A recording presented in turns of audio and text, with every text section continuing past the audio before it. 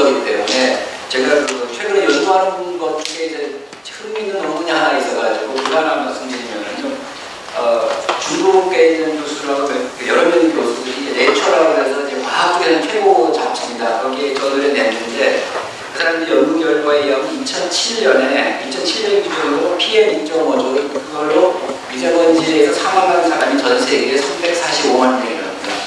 근데 그 중에서 자기가 돌아가신 분들의 살고 있는 그 지역이 아니라 다른 지역에서 날라온 PM 2.5 때문에 사망하신 분이 345만 명 중에 11%인 44만 1,000명이고요.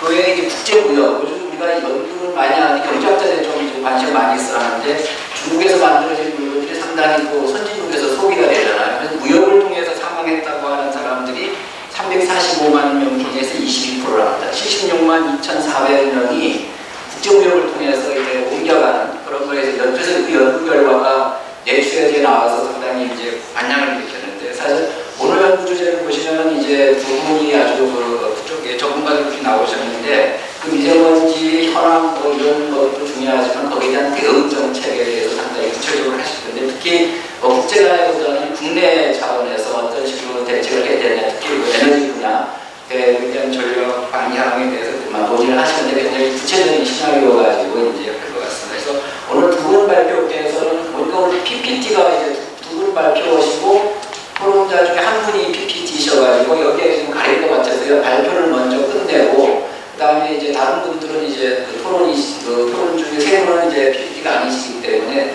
그때 이제 단상으로 다 같이 올라오셔서 하는 것으로 하겠습니다. 먼저 우리 그 전희찬 교수님께 이제 부탁을 드리시는데요. 그 작년에 이제 기후변화 학회장도 하셨고 명의로 사실 두 분이 최고 우리나라 전문가들이시죠. 기후변화 시기하고 에너지 쪽 전문가시셔가지고 아마 또 굉장히 구체적인 그 내용들이 들어있습니다. 그래서 먼저 전희찬 교수님께 한 20분 정도 부탁을 먼저 드리겠습니다. 힘을 내려주셔야 됩니다. PPT. 여기서.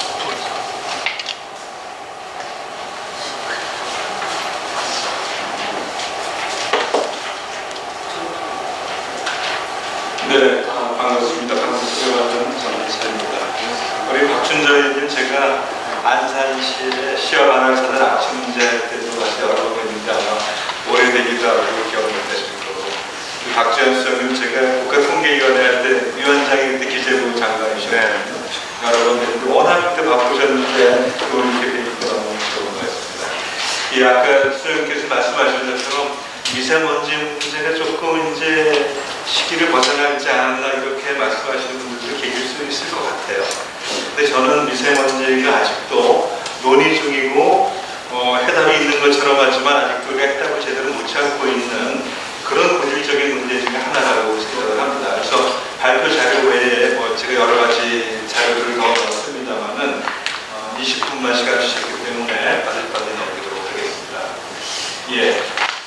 미세먼지 문제 사실 어제 오늘의 문제가 아닌 것 같습니다. 보시는 것처럼 이미 여러 신문에서 제가 따왔는데 그 옐로우 크리스마스 얘기도 나오고 여러 가지 걱정하는 그런 기사들이 많이 나도 보셨을 거고 지금 보시기에 하단에 있는 내용을 보면 아마 포천이죠. 포천, 여주, 인천 같은 사실 도시가 아닌 지역에서도 이렇게 오염이 심할 정도로 수도권 전체가 이제 심각한 미세먼지 오염으로 시달리고 있다고 해도 과언이 아닌 것 같습니다.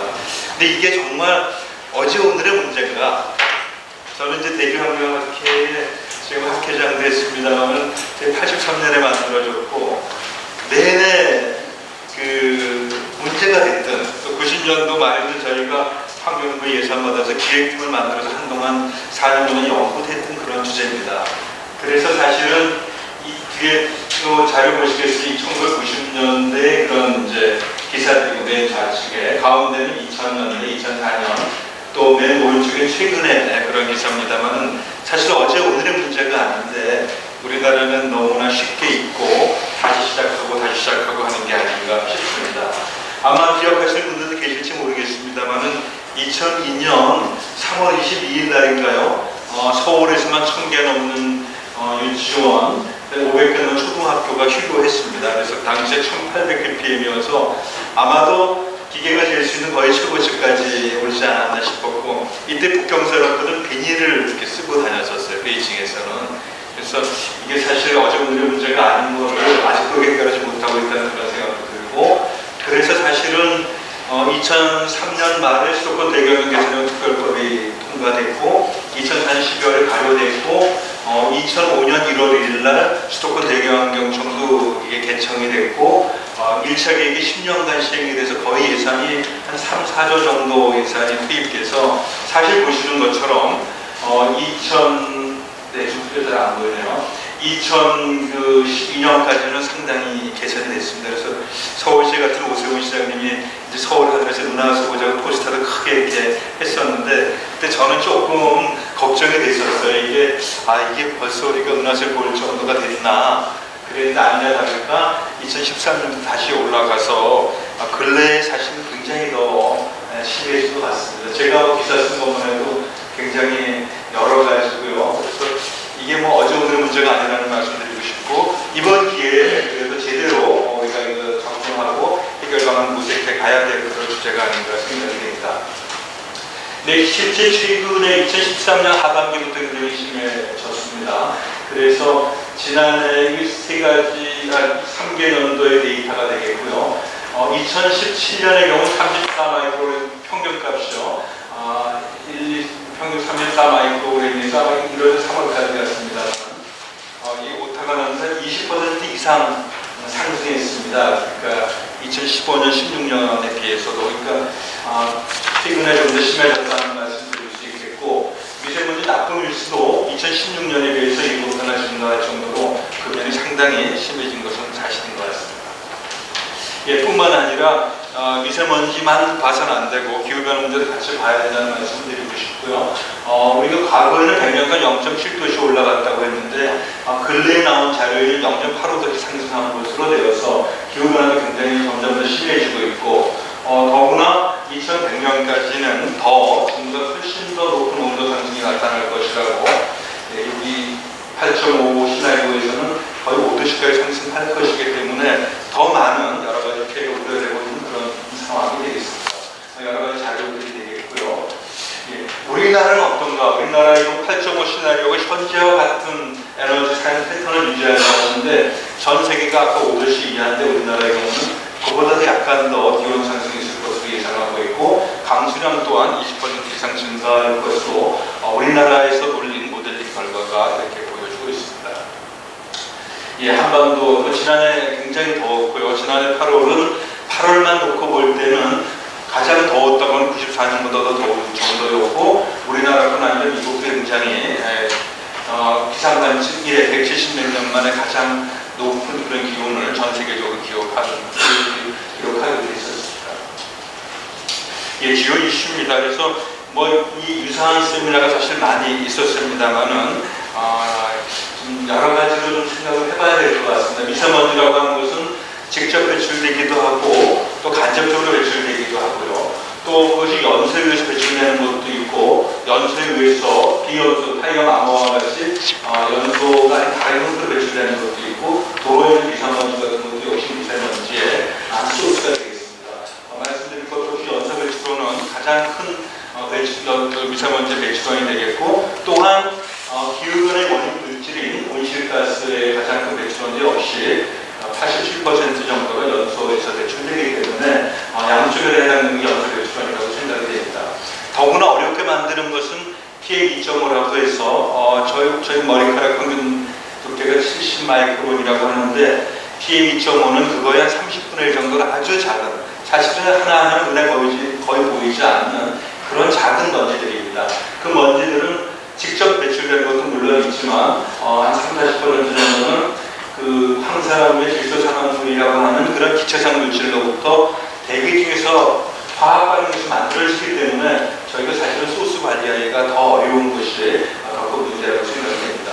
뿐만 아니라 우리가 늘 걱정하고 있는 것처럼 중국, 또 오늘 이명수 의원 왔다 가시는데 충남 지역에 있는 여러 발전소들, 또 제 생각에는 북한에서 오는 미세먼지량도 결코 적지 않다고 생각합니다.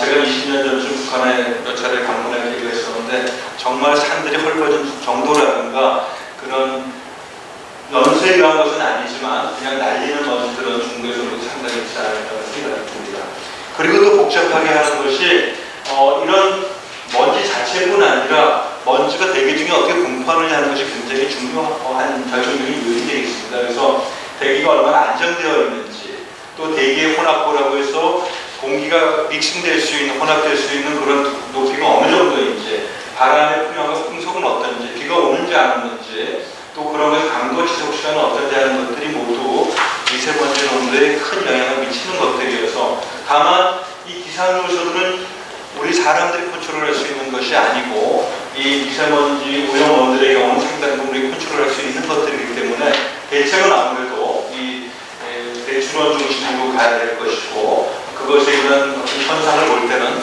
기상 요소를 같이 봐야 되지 않을까 하는 생각이 듭니다.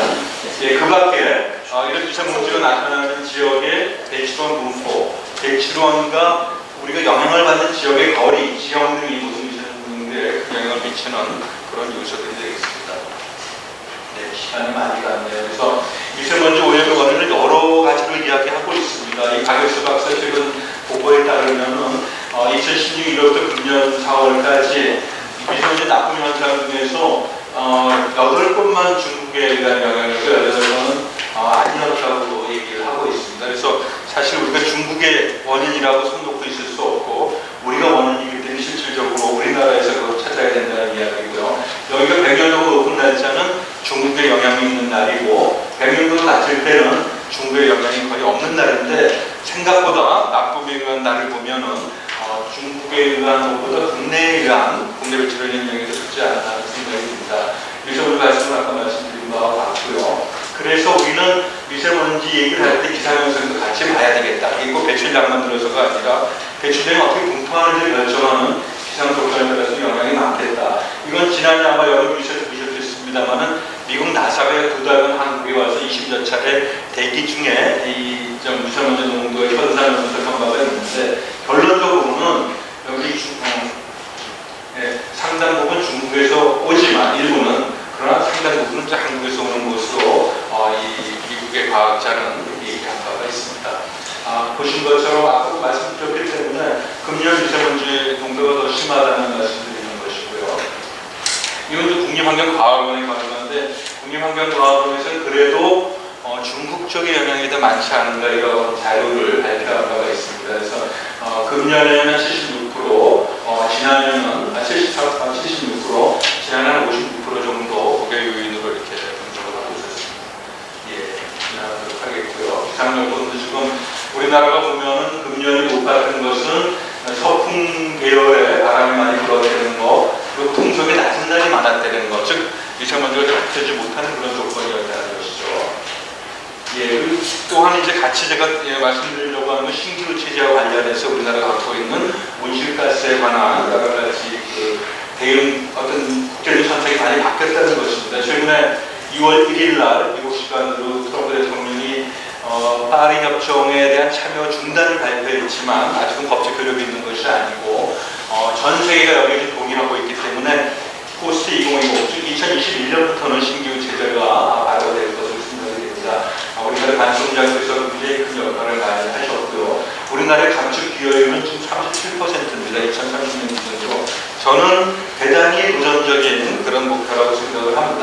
자기 3.7% 줄이는 건 쉽지 않은 우리나라에서 3.7%는 줄여야 되는데 줄이는 게 대단히 어렵다 하는 말씀을 드리고 싶고요. 왜냐하면 우리나라는 90년 대비 현재 2.4배의 온실가스 배출량을 보여주고 있어서 계속해서 발전량이 온실가스 배출량이 증가하고 있고, 사실은 어떻게 보면은 이것이 또 우리나라의 산업이 활성화되고 있음을 나타내주는 것이기도 합니다. 똑같은 연도에 같은 해를 보면은 북한은 우리나라의 8분의 1 정도의 온실가스만 배출하고 있습니다. 즉 산업활동이 한국에 비해서 대단히 작다 하면서 나타내 반증하는 자료이기도 합니다. 지금 제가 비용을 통해 봤던 그래서 저는 여러 가지 정책적인 대안에 대해서 말씀을 드리고 싶은데, 제가 90년부터 대학에서 이제 학생들 가르쳤습니다만 90년대보다도 2000년 초반까지보다도 우리나라의 환경교육이나 교육변화 교육은 굉장히 후퇴했다는 생각이 많이 듭니다. 그때는 저희 학생들이 환경교사로 많이 갔는데 지금은 환경교육과가 전국에 5개나 있어도 불구하고 그 학생들이 복수 전공에서 다 영어 선생, 수학 선생님으로 가고 있는 분들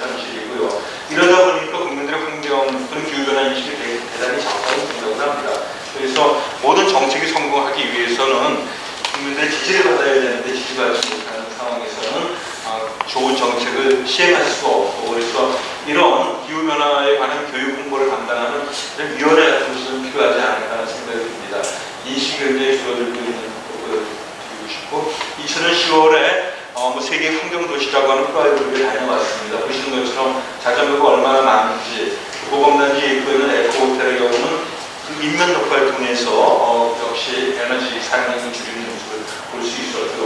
고범단지 쪽이라든가 여기 자전거 보관소가 되겠는데 거의 모든 곳에 지붕이나 벽면에 태양광 패널이 설치되어 있는 걸 볼 수 있는데, 독일 사람들은 모니터에서 조금 더 비싸더라도 태양광으로 만든 그런 전기를 본인들이 선택을 한다고 얘기를 들었습니다. 근데 아직 우리나라 국민들도 과연 그럴까 하는 생각이 많이 듭니다.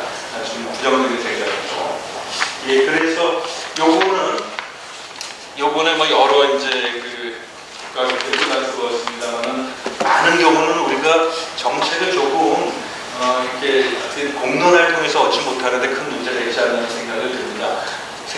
일본이 후쿠시마 도호쿠 지방의 지진 이후로 에너지 환경회의라는 걸 만들었고, 사가의 원자력위원회, 종합자연위원회, 종합환경심의위원회를 만들었습니다. 각각 해결력 정책, 에너지 믹스, 우리나라에서 어떻게 할 것인가에 대해서 국민들에게 물어봤습니다. 원자력에 관해서 4가지 안에 대해서, 기후변화 대책은 3가지 안에 대해서 물어봤는데, 물어본 여러 가지 상황들이 되겠고, 모두 98,527명에 대해서 물어봤고요.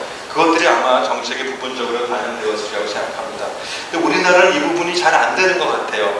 역사적으로도 우리가 중앙집권주의 있는 나라이기도 했지만, 대체로 공청회를 하더라도 그냥 그 공청회 자체로 끝나고, 제가 공청회 사회도 많이 보고 토론회도 많이 나갔습니다만은 거기 공청회 통해서 반영되는 걸 거의 본 적이 없습니다. 그래서 일본에게서 배울 점, 이런 부분, 소통, 공유, 협치하는 부분을 이제 배워야 되지 않을까 하는 생각이 들고, 이제 청와대라든가 이런 곳에서 일방적으로 어떤 많은 결정에서 내려보낸 것이 아니라 국민들에게 의견을 구하고 공유하고 또 협치하는 이런 것이 꼭 필요하다고 생각이 듭니다. 제가 세계 녹색성장위원회 기후변화 대응 분과위원장을 맡고 있는데, 저조차도 이런 자료를 보려면 보안법도 쓰고 비공개해야 된다고 여러 가지 다짐을 받고 자료를 볼 수가 있는 그런 시스템이 지금까지도 우리나라에 돌아가고 있는데, 이제는 공개적인 정책이 결정되어 또 이것들의 기업의 수용과 동참, 국민적인 참여가 꼭 필요하지 않을까 생각이 됩니다. 석탄은 사실 갑자기 주범처럼 이게 너무 사회에서 홀대받고 있긴 합니다만은, 그래도 우리나라 경제가 여기까지 온 것은 석탄이나 원전의 기여가 굉장히 크다고 생각합니다. 이제 조금 물러서서 오히려 좀 더 애껴 써야 될 그런 원료가 되는 화석연료가 아닌가 하는 생각이 들고, 너무 이것을 우리가 다 필요 없는 것 또는 어떤 좀 나쁜 그런 역할을 했던 것으로 이렇게 석탄 발전을 모을 필요는 전혀 없지 않나 하는 생각을 들고요. 그동안 우리나라 이제 전력 발전량 비중을 보더라도 원전 석탄 위주에서 역시 원전 석탄이 좀 더 비중이 높아진 것은 사실이고, 실제 발전이라고 하는 시스템을 살펴보면 원전을 돌게 되면 그 가동률을 줄이는 것이 실질적으로 거의 불가능한 건 어렵습니다. 석탄도 이것을 끄고 켜거나 또는 부하 조절이 어렵기 때문에 사실은 발전 특성상 그 비율이 올라간 부분도 없지 않으리라고 생각을 합니다. 그래서 제가 이제 여러 가지 또 이제 온실가스 배출면에서도 LNG 복합화하기 위해서는 약 4배 정도 석탄이 더 큰 것은 사실이고, 발생만 보면 약 1000배 정도 더 석탄이 많은 것도 사실입니다. 그렇지만 방치설을 붙이게 되면은 99% 효율의 방치설을 붙이게 되면 한 20배 정도 석탄의 미세먼지 배출량이 더 많아진 것은 사실이라고 생각이 되고요. 그래서 사회적 비용이나 발전 비용이라는 연구를 저희 연구실에서 했었고요. 그냥 보게 된 여러 가지 가정을 했습니다. 그리고 현재 발전 우리 에너지 믹스가 되겠고, 여기에서는 석탄을 LNG 복합을 대체하는 것이고, 여기에서는 석탄을 LNG 복합으로 원자력을 집단 신재생 에너지를 대체하는 우리 3가지 시나리오를 저희가 조사를 했는데요. 그냥 현재 비용으로 보면 당연히 콜 뉴클레어 시나리오 가장 비용이 적게 들지만, 여러 가지 외부 비용, 대교역이라든가 또는 원전 사고시 비용을 포함하면 오히려 이런 데가 비용이 많이 들고, 종합적으로 보면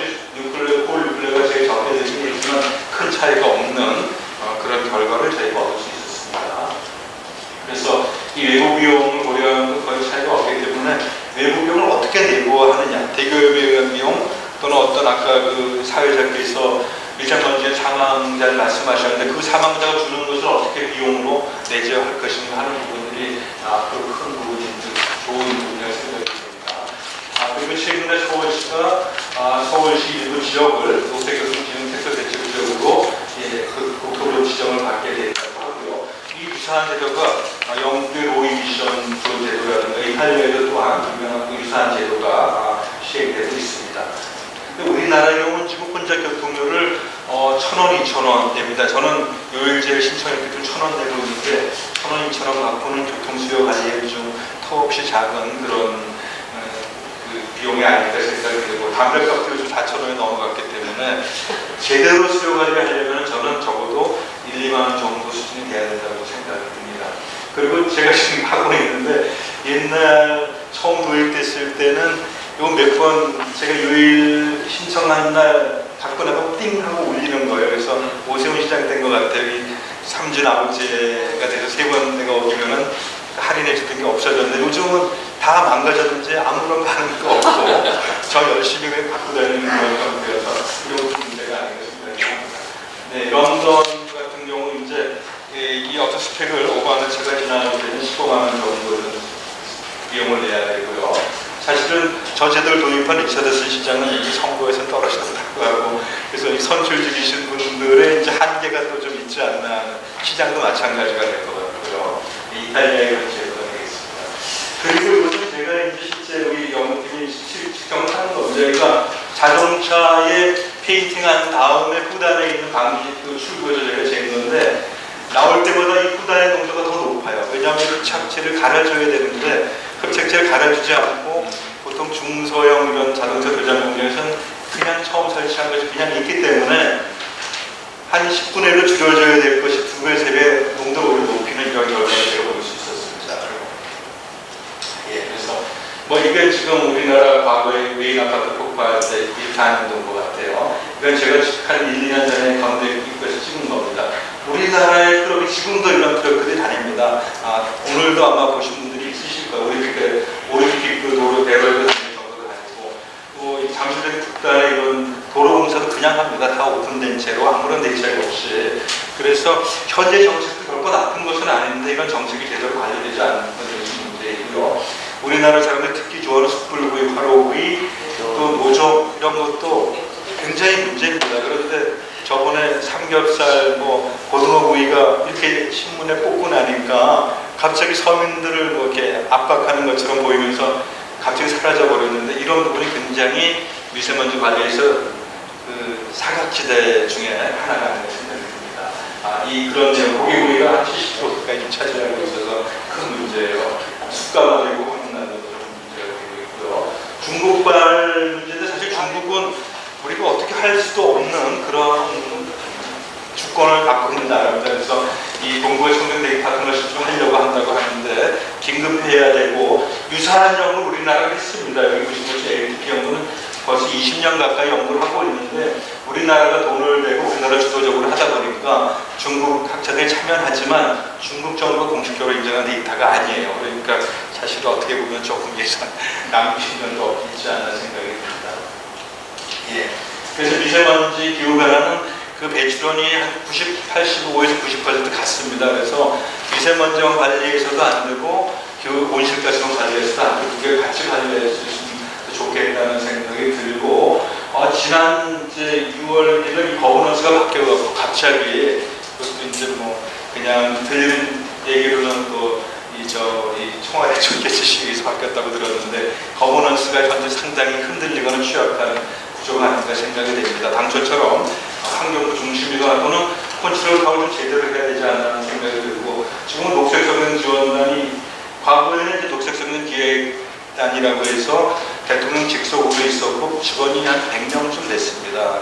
또 수석 비서관이 5년 내내 이것을 담당을 했는데 이번 정부, 직전 정부에서는 총리실로 오면서 14명이에요. 공무원 10명하고 전문위원 4명. 잘 될 수가 없는 지금 그런 구조죠. GIR은 지금 국무총리실로 갔는데 이 두 개가 밀접한 공간에도 불구하고 사실은 좀 떨어져 있는 그런 문제가 좀 있는 것 같습니다.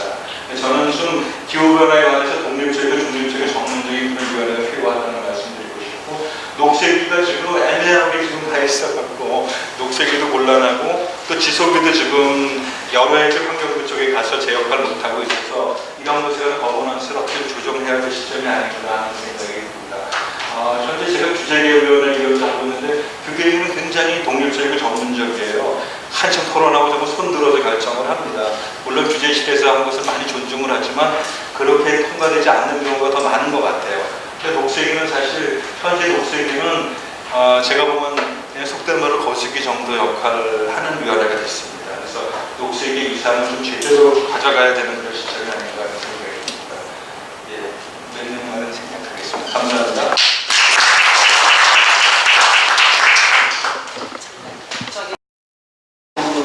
대책으로 에너지 믹스, 교통 문제, 거버넌스까지 상당한 이제 광범위한 주제를 보시죠. 다음은 이제 아까 전민 선생님 발표 중에 나오겠습니다만은 그게 이제 우리 에너지나 환경 문제, 비용 문제를 어떻게 우리가 볼 수 있느냐, 어떻게 볼 것이라는 차원에서 여러 가지 시나리오 가지고 연세대학의 이제 정태용 교수님께서 발표해 주시겠습니다.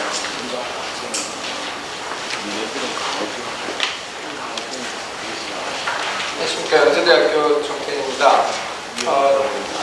전인찬 교수님께서 전반적으로 원인하고 대책 부분을 말씀해 주셔서 저도 기본적으로 같은 맥락이고 같은 얘기를 해서 에너지 부분에서 발전 부분에 조금 국한해서 어떻게 하는 것이 좋은가 하는 말씀을 드려보도록 하겠습니다. 결론은 저희가 미세먼지라고 결과로 나오는 이 미세먼지 부분을 어떻게 할 것인가 보다는 그 원인이 되는 부분에서 어떤 정책을 만들어서 또 어떻게 잘 관리를 해서 정책을 펴나가는 것이 훨씬 사회적으로 좋을 것 같다는 생각이고요. 또 하나는 요새 아무튼 저희 나라가 패션인 것 같은데요. 4차 산업혁명 얘기를 아무튼 저희 나라처럼 많이 하는 데가 없는 것 같습니다. 근데 4차 산업혁명이 물론 민간이 하고 융합을 하고 뭐 다 좋은데 정부는 안 하는 것 같아요. 말로는 4차 산업혁명 얘기를 하는데 정말 정책 융합을 하고 정책을 합쳐서 해야 되는 정부는 각각 따로따로 노는 것 같아요. 그래서 4차 산업혁명을 정말 이번 미세먼지 문제 갖고 정부가 정책 융합을 좀 제대로 했습니다. 이거 환경부 문제니까 나 안 하는 거고, 전력 정책은 산자부 거니까 나 모르겠고, 이렇게 가갖고는 사회적 비용이 너무 많이 커집니다. 그러니까 이제 이번 미세먼지 부분 해결하는 데 있어서 조금 정책 융합이라는 차원에서 문제를 볼 필요가 있다는 생각이 들고요. 모두에 한 말씀만 더 드리면, 저희 나라 경제 규모가 지금 전 세계 한 10위에서 15위 사이 아니겠습니까? 발전은 전 세계에서 작년 기준으로 한 6위쯤 됩니다. 경제 규모보다 훨씬 발전을 많이 하는 나라입니다.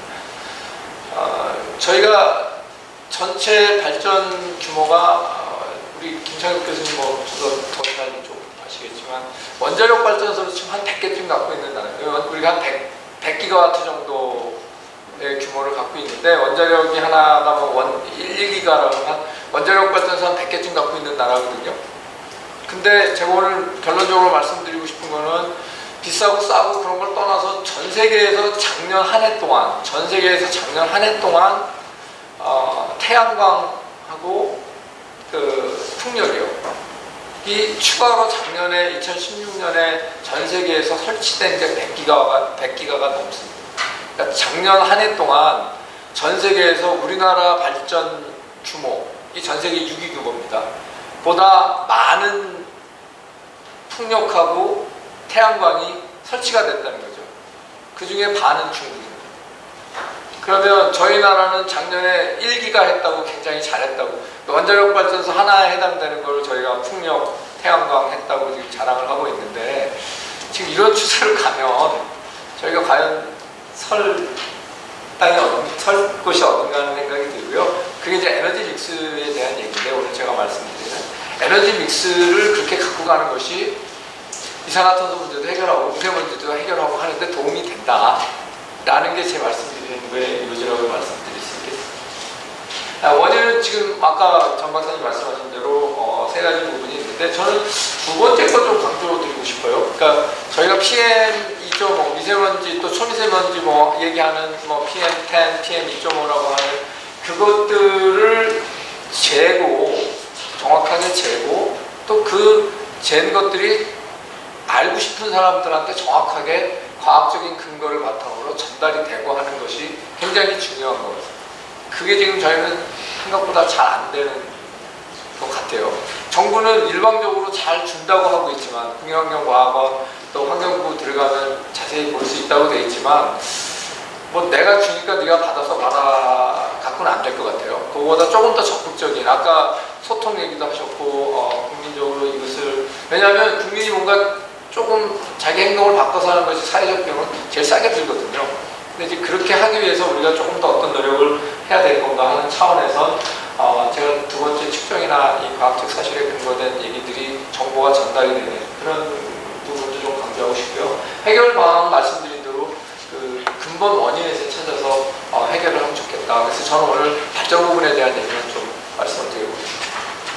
대기 오염 뭐 얘기해야 되니까 제가 뭐 이거 정보가 있는 거 제가 좀 시간과 노력을 들여서 찾아서 강원 뭐 서쪽 그다음에 서울 그다음에 동쪽 이렇게 한번 PM10이라는 거 한번 봤더니 뭐 이렇게 서울특별시 이렇게 아까 모두에 우리 이사장님 말씀하신 대로 여름에는 좀 괜찮고 겨울에는 우리도 좀 난방도 하고 저쪽 중국도 하고 하니까 좀 올라가고 봄에는 또 계절적인 요인 뭐 대기 모형 뭐 이런 것들 때문에 올라오는 건데 제가 그 빨간색으로 표시한 WHO 기준이 있지 않습니까?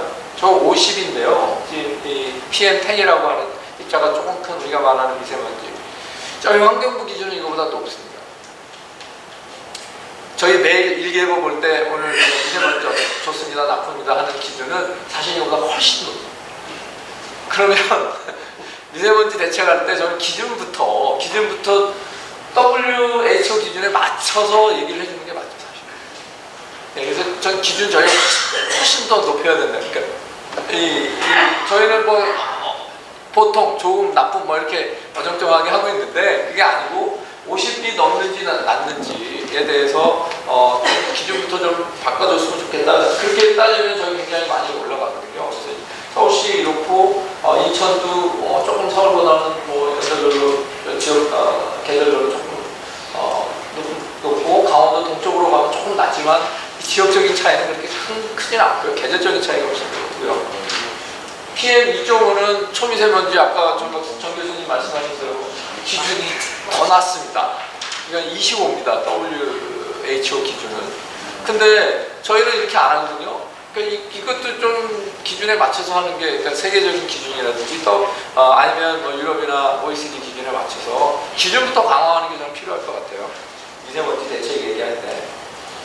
그리고 이거 시간대별로도 나옵니다. 이거 뭐 제가 자료 보낼 때가 5월 언제여갖고 빨리 달라고 그래갖고 5월 20일 그때 이거 시간별로 된 겁니다. 시간별로 낮하고 뭐 저녁 이거 뭐 아까 서울, 강릉, 인천 시간대별로도 저희가 잴 수 있거든요.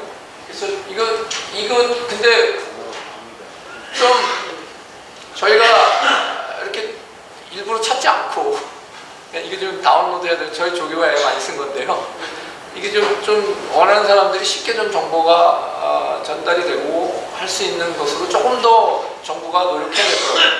쉽게 앱으로도 볼 수 있고 뭐 하는 여러 가지 방법이 있을 텐데 좀 해줬으면 좋겠고 제가 안산 일부러 넣습니다.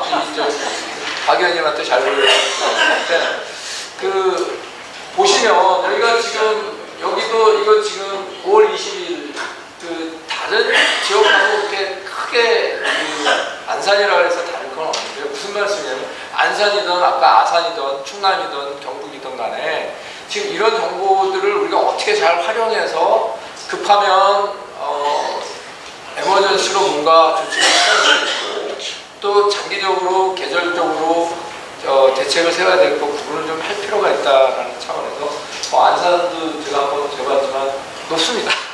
네, 높아서 그러니까 지금 이런 상황에서 그러면 발전 부분을 어떻게 하는 게 좋겠는가 그 말씀 드려보려고.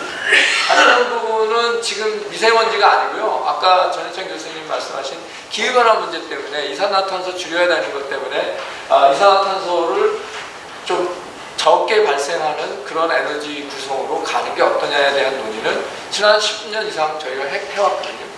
근데 그 대책하고 미세먼지 대책하고 별로 다르지 않다는 거죠. 그러니까 저탄소로 가자는 건 석탄에서 조금 딴 거로 바꾸자는 거고, 석탄에서 LNG로 좀 바꾸거나 아니면 아까 말씀드린 태양광이나 윈드나 이런 거로 가자고 하는 얘기니까 그걸 하면 미세먼지도 많이 줄일 수 있습니다. 근데 저희는 그동안 저탄소 얘기만 했고 미세먼지 얘기는 안 한 거죠. 그래서 이게 저는 저희가 이게 제 숫자가 좀 틀릴 수도 있습니다만 지금 장기 전환 계획에서 저희 2030년까지 나오는 계획에서 보면 1인당 저희 전력 수요는 계속 늘어나요. 지금 한 15년 사이에 30% 늘어나거든요. 지금 저희 늘어날 수밖에 없습니다. 저희 나라가 너무나 제가 모두에 말씀드린 4차 산업혁명, 4차 산업혁명 저한테는 전기 많이 쓰는 거로 해석이 됩니다. 저 에너지 산업혁명. 4차 산업혁명이라는 건 지금보다 훨씬 더 전력화가 많이 되는 거거든요. 자동화도 많이 되고. 그럼 전기가 많이 필요해요. 이거를 하지 말자고 할 수는 없으니까요. 그 다음에 2029년, 30년까지만 돼 있습니다만 저희 장기전환 계획이 2030년 넘어가면 저희 인구가 줄기 시작합니다.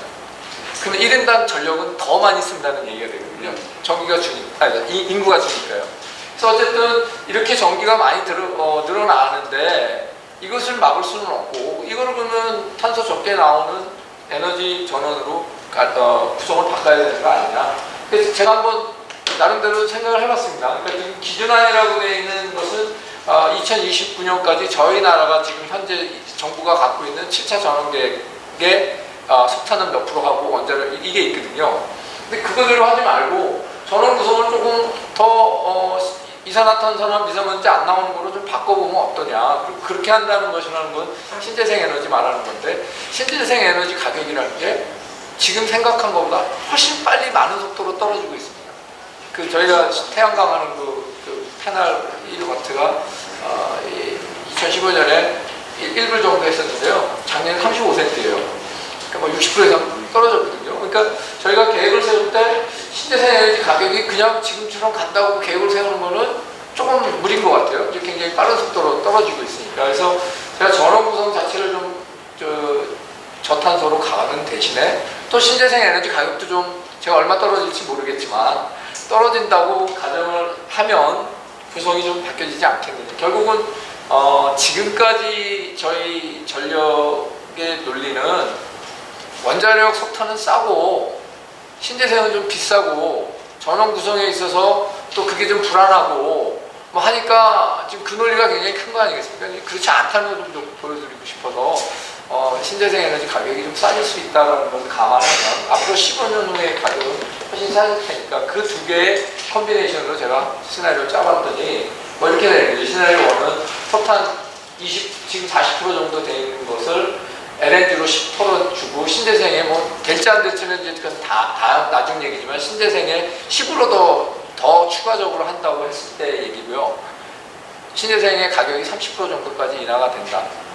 두 번째는 그렇게 전원 구성만 바꾸고 현재 그냥 구입 가격, 제가 저 구입 가격이 뭐냐면요. 신문에 저는 그거 좀 잘못된 거라고 생각하는데 신문에서 논리가 발전을 하는데 석탄은 발전 단가가 얼마고 신재생은 그거는 맞습니다. 한전의 입장에서는 발전 단가가 중요한데 저희가 그럼 전력을 발전 단가로 사느냐? 그건 아니거든요. 저희는 발전을 구입하는 비용, 한전이 전력거래소가 구입하는 비용으로 보는 게 맞을 것 같아서 저는 이제 구입 가격에서 30% 인하가 생긴다든가. 그다음에 세 번째, 네 번째 시나리오는 일본도 저희하고 비슷한 입장입니다. 97% 이상 해외에서 에너지를 갖고 오는 나라인데 그런 나라들도 우리보다 훨씬 더 이네들도 장기 전원 계획 있지 않겠습니까? 2030년까지. 그래서 혹시 일본하고 똑같은 장기 전원 계획을 우리가 갖고 갔을 때 어떻게 될 건가? 마지막으로 제가 했던 시나리오 5하고 6은 지금 문재인 정부 시작이 되면서 미세먼지 대책 얘기하고 하면서 최근 얼마 전에 석탄 어떻게 하겠다, 원자력 어떻게 하겠다라고 발표한 게 있습니다.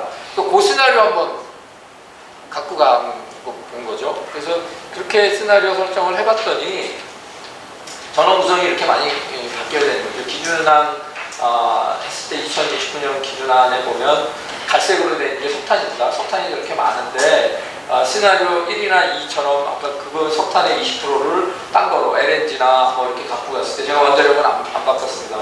그다음에 시나리오 3, 4는 일본의 전원 구성으로 갖고 가면 일본은 원자력 많이 저희보다 줄어들어 있거든요. 그리고 LNG가 많이 들어가 있습니다.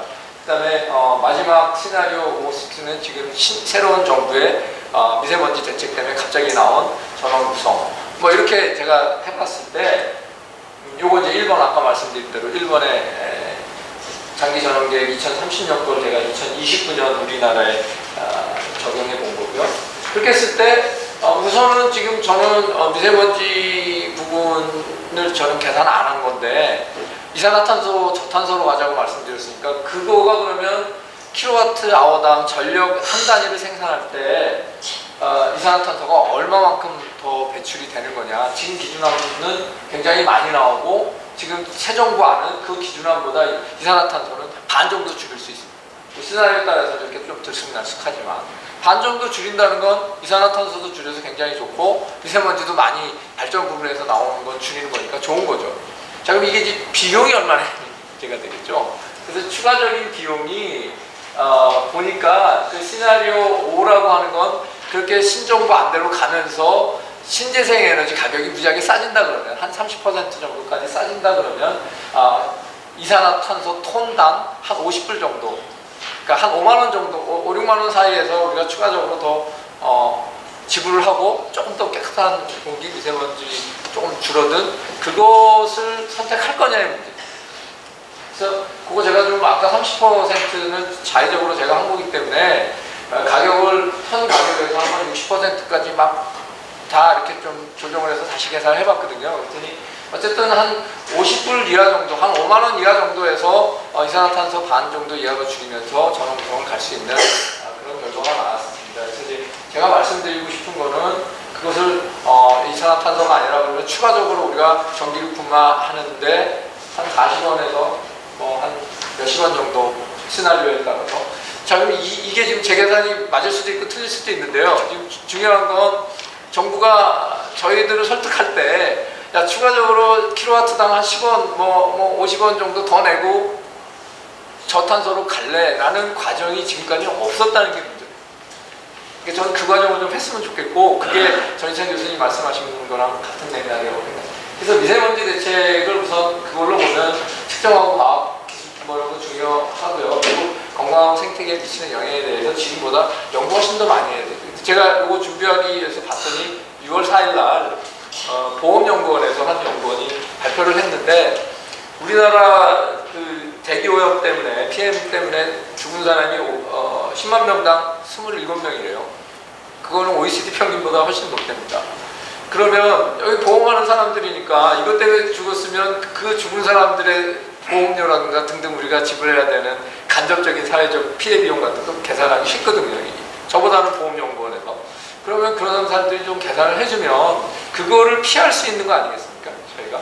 그래서 이제 그런 혜택을 좀 생각해 보고 미세먼지 대책을 했으면 좋겠다. 그다음에 장단기 대책이 지금 말씀드린 대로 우리 교수님도 말씀하셨지만 이게 좀 연계되는 게 있어야지 장기 따로 단기 따로 이렇게 가는 건 좀 아닌 것 같고요. 부분별 대책도 에너지 대책, 교통, 뭐 해외, 뭐 또 환경 이게 일단 편익 분석이 사회적인 편익이 좀 된다는 것이 필요할 것 같아요. 우리가 이걸 줄이는 게 한전의 수익성을 좋게 해주고 나쁘게 해주고 그건 저는 솔직히 별 관심 없고요. 사회적으로 국민이 편익이 더 많아진다면 그것을 하되 우리 국민들이 그것에 대해서 조금 더 돈을 내야 된다라는 인식을 갖게 해주는 게 저는 굉장히 중요하다. 그래서 자료가 투명하고 좀 투명하게 서로 절차도 진행이 되고 하는 것이 신뢰를 회복할 수 있는 문제고 그래서 에너지, 교통, 복지 뭐 이런 것들과 다 같이 합쳐져서 정책이 만들어지는 4차 산업혁명은 정부가 좀 먼저 했으면 좋겠어요. 그러니까 융합하는 정책 같은 거. 그래서 이게 좀 필요할 것 같습니다. 이게 복잡하게 얘기할 필요가 없고 대책을 만들 때 직접적인 비용이 들어간다. 한전이 전원을 이렇게 저탄소로 바꾸고 가면 발전 단가가 올라가고 구입 단가가 올라가고 그거 사람들이 아는데 그 비용하고 거기를 그렇게 함으로 생기는 저희가 회피되는 사회적 피해 비용, 그게 저희가 사회적 혜택이라고 얘기할 수 있는 사회적 편익이 더 크다면 그러면 편익이 더 큰 것을 강조해서 해야죠. 그 다음에는 이 추가적으로 정책에 들어가는 직접 비용을 누가 어떻게 부담할 거냐에 대한 문제는 또 다른 차원의 문제입니다. 이 부분이 저는 굉장히 저희가 정책을 그동안 하는 데 있어서 빠진 부분 같아요. 그래서 이제 저는 요 미세먼지 대책을 세울 때 지금 이 부분에 대한 절차, 아까 또 우리 전희찬 교수님 말씀하신 가버넌스 얘기도 하셨지만 이 부분이 좀 더 강조돼야 되는 거 아닌가 하는 생각이 들어서 말씀드리고, 결과적으로는 전기요금이 올라간다. 근데 전기요금 올라가는 거에 대해서 어떻게 그럼 이것을 풀 거냐, 국민들한테 다 부담을 시킬 거냐, 그렇지 않다고 보거든요. 지금 전기요금 구조가 조금 이상하게 돼 있는 것도 있고 하니까 그런 거를 통해서 왜곡을 좀 보정하고 하면은 국민들한테 부담을 줄여가면서도 이거 할 수 있으니까 전기요금이 올라간다는 거에 대해서 인식을 해야 될 것 같아요. 미세먼지 대책을 한다는 것이. 그러면 전기요금이 올라가는데 사회적 편익이 훨씬 더 올라가니까 국민들하고 잘 얘기하고 소통하고 정보를 투명하게 주고 해서 이것이 합의가 되면 누가 좀 더 많이 부담하고 누가 조금 더 적게 부담하고 하는 것은 다른 차원의 논의지만 그걸 통해서 이런 것을 할 수 있지 않을까. 그래서 미세먼지가 그런 정책 융합과 또 국민들하고 소통하면서 정책을 개발하는 첫 사례로 돼서 미세먼지 문제도 해결하고 또 기후변화 문제에서 약간 지난 5년 동안 저희가 좀 박근혜 정부 때 좀 소극적으로 해서 국제사회에서 조금 욕먹는 부분도 있었는데 그것도 좀 이번 기회에 좀 저탄소로 가면서 다시 열심히 잘한다라는 모습도 보일 수 있고 해서 좀 정책 융합 얘기 좀 말씀드리는 것으로 제 말씀 마치겠습니다.